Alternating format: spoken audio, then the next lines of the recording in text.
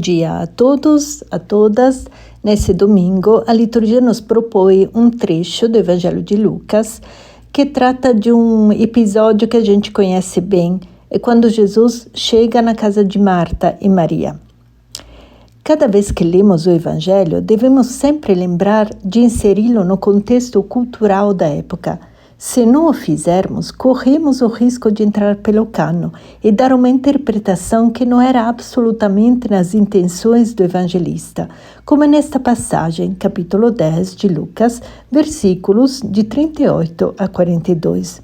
Um trecho a partir do qual nasceu a distinção entre a vida ativa, quer dizer, aquela das pessoas comuns e normais, e a vida contemplativa, aquela que algumas pessoas escolhem, quer dizer, a vida monástica ou a clausura, com uma clara preferência de Jesus para essa última escolha.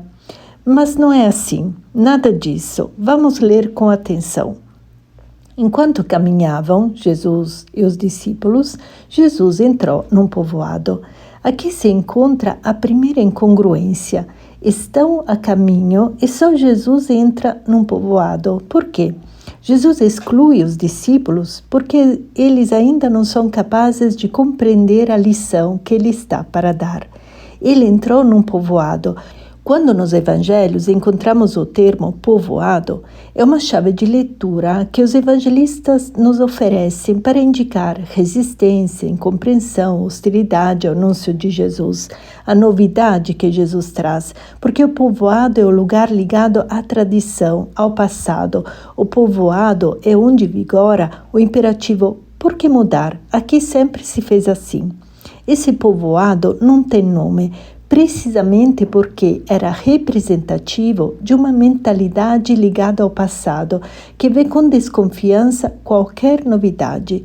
E certa mulher de nome Marta, um nome já de estudo, Marta significa senhora, dona de casa, recebeu em sua casa.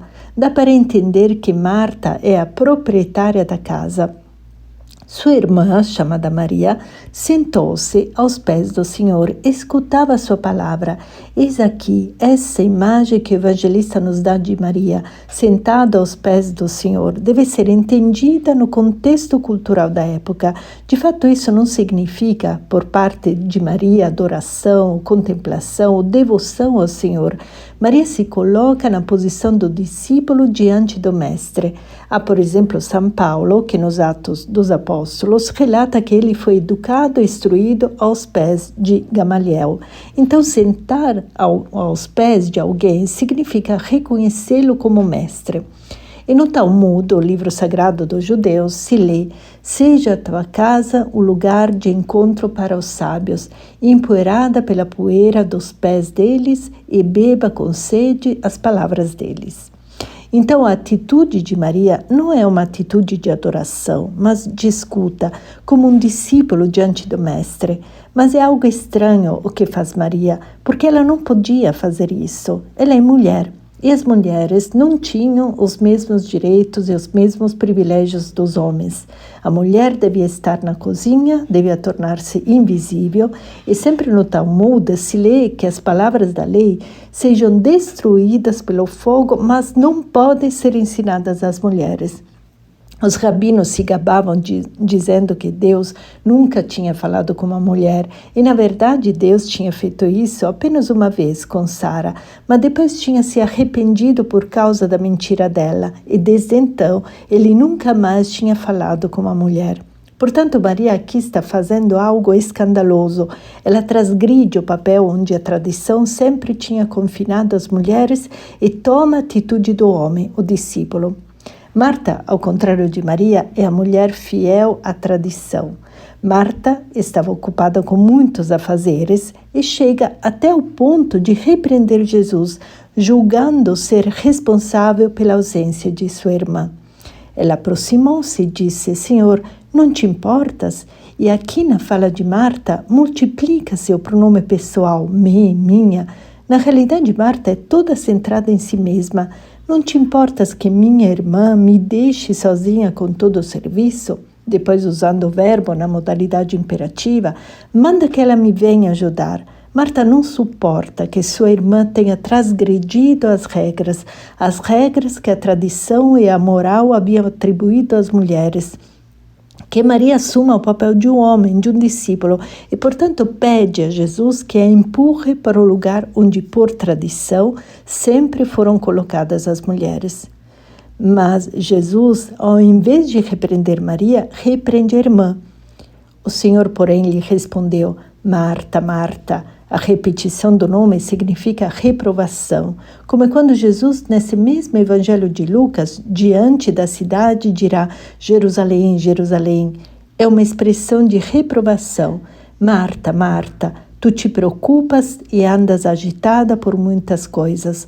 Uma só coisa, porém, é necessária. Literalmente, apenas de uma coisa se precisa. Eis aqui a sentença. Maria escolheu a melhor parte, literalmente a parte boa, e essa não lhe será tirada. Agora se trata de compreender o que é que não pode ser tirado, o que é que não se pode tirar de uma pessoa. Na realidade, de uma pessoa se pode tirar tudo, até mesmo a vida. Porque Jesus diz que Maria escolheu a melhor parte e esta não lhe será tirada? Porque Maria escolheu a liberdade através da transgressão das regras e das normas de conduta. Uma coisa é a liberdade quando ela nos é doada.